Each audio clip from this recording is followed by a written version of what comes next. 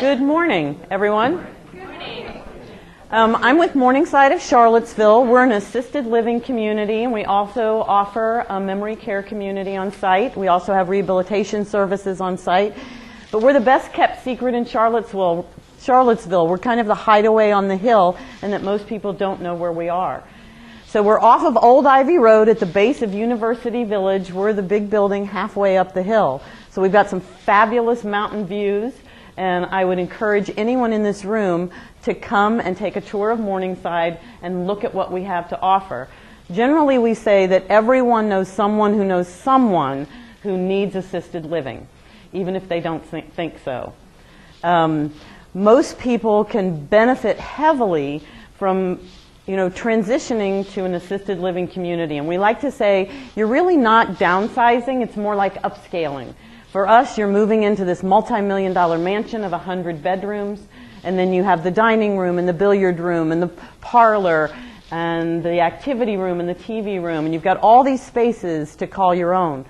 So most of our residents do utilize this entire structure like home. And I would call us probably a mid-sized community in that we're only 100 apartments. 19 of those are in our memory care. The other 79 are assisted living communities. And people, when they think about assisted living, the biggest misconception is that their life is going to be structured. And it isn't. It gives people the opportunity to get back to allowing someone else to do the chores of life so they can get back to doing the things they like to do and not the things they have to do. So when someone moves into our assisted living community, all of their utility bills are included, their weekly housekeeping's included, their personal laundry services included, their linen services included, all of their meals are included. We have a full restaurant-style kitchen on site. They make pretty much all the meals on site from scratch. We change up the menu to follow the seasons. And people's lives are not regulated. They get to go to sleep when they want, and they get to get up when they want, and they get to take a shower when they want. And we are instituting our all-new all-day dining program, which is what this flyer is about. And on that all-day dining menu is our signature sandwich, the Crestwood. We are on Crestwood Drive, so hence the name. So that now meals are also not regulated, because that had been probably the only thing in assisted living that had a time frame. And so now we're instituting all-day dining because we know people live different lifestyles. They come and go at different times. They want to eat at different times. They want to go to the movie. They want to go to the senior center. They might not be there at 12:30. They might not want to eat at 5 o'clock. And so now they have the option to do what they want to do. The other thing that we do is we offer some very interactive presentations that give a lot of information to groups out there and answer those questions that people really want to know. The biggest question that people really want to know is, what's the difference between age-related dementia and Alzheimer's? And we give out that information. How to avoid the catastrophe, how to gain your independence with assisted living. And people do gain more independence. What we find is people, no matter what size home they live in, at some point they have taken their movement down to this central core, which is usually the recliner in front of the television and the bathroom. Most aren't going to the kitchen anymore. Meals are being brought in from outside services, or family members are trying to help out. And what we see is mobility decline. You see mobility decline. The moment people stop moving, pretty soon they cannot move. Immediately, two things that we see when someone moves into assisted living. Even if they just walk to the dining room 3 times a day, they can walk more. And pretty soon, because they can walk more, they do walk more. And now they're going to the activity room, and they're going to the TV room, and they're going to the billiard room, and they're walking the halls to get more exercise. We create sitting rooms in all of our hallways, sitting areas in all of our hallways, so if they do choose to stroll the halls, they have a place to stop along the way. The moment they start doing that, they get stronger, they walk more because they can walk more, and then they become more and more active. That's one of the first things we see. The other thing that is almost immediate is this sense of peace that comes over people. There is something uplifting that comes from living in a consolidated community of others that share your life experiences. There just is. There is something comforting about knowing that the lights are always on and someone's always there. People living alone at home, and I hate to say that because their apartments here are home as well. I mean, they make this building home. Every portion of it is their home. But what happens is they sit at home, they watch the news at 10 or 11, they try to go to sleep, they hear every bump in the night, they saw the story that was about a senior that got abused or someone that got broken into, and they are fearful. And whether they can verbalize it to us or not, there is a peace that comes over. So if you can't sleep at 2 a.m., you can come out, the lights are on, somebody's there, and they're probably going to find you a cookie or a bowl of ice cream. I mean, there's something comforting about that. Some can say, I didn't realize how afraid I was until I wasn't there anymore.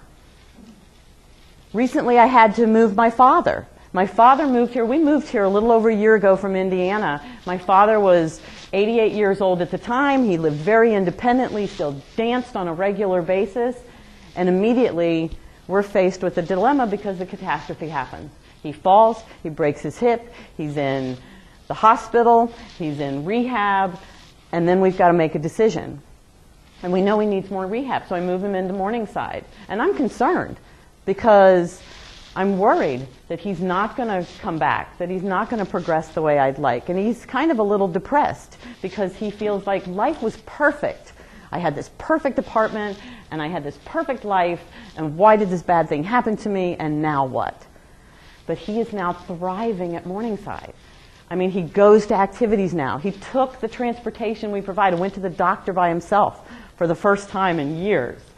He walks the halls. He's an early riser, so he goes down to the lobby and he greets the staff when they come in at 6:30 in the morning. And he's waving. They all love this because they say, we've never had somebody that greeted us at 6:30 in the morning. He goes to the rehab center every day and does his exercises on his own now. And he's, bye ladies, see you tomorrow. And so he's this cheerful presence that has taken over. And we see a lot of cheerful presence at Morningside. Most of the residents who live there enjoy their lives there. That doesn't mean they don't long for a day gone by. They do. They long for their 40s. That's, I had someone say once, it doesn't matter whether we're 78, 88, or 98, we're looking at you with 40-year-old eyes. And that's how we want to be treated. And that's what I remember. But for kids facing the dilemma with their parents, when I had to face it, it didn't matter what I knew. It didn't matter that I'd been in this business. At the base, I was just my father's daughter trying to navigate the minefield that was what happened. What we see is seniors aren't making the decision in advance anymore. Everyone sits back and we wait for the catastrophe. And it's either the car accident, the burn issue in the kitchen, the confusion, or the fall. 1 minute. So I encourage you to tour Morningside. Look for those areas where you can help. It's a little like finding a college for your child. Look at the small school, look at the mid-sized school, look at the big school, because what you're looking for is that fit. And what you're looking for in assisted living is that fit. Something that clicks, that says it's right. That's what you want to find. And all of us would do the same thing with our kids. If we saw our children in an unsafe environment, and if we visited them at college and we saw them in an unsafe environment, we would step in and we would change it. We wouldn't care that they were 22. We would say, this will not stand. But we can't do it with our parents. We can go and visit them and we see that this is not safe. But we can't take control. We can't do it. And we all sit back and we wait for that bad thing to happen. So all I can say is that we can counsel you on what techniques to use, what can help, what can change that trend. And I hear so often people say, why didn't we do this sooner? Why didn't we move my parents sooner? They would have had such a longer, higher quality of life if we'd have just done it sooner.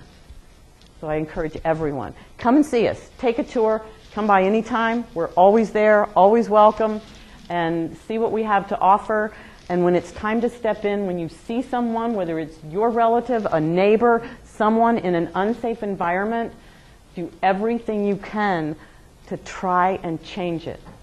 Don't wait for the catastrophe, because it does not go well when they are not part of the decision-making process. It doesn't. So I appreciate your time. Enjoy the sandwiches. Come to our all-day dining menu, and if anybody has any questions, I'm here.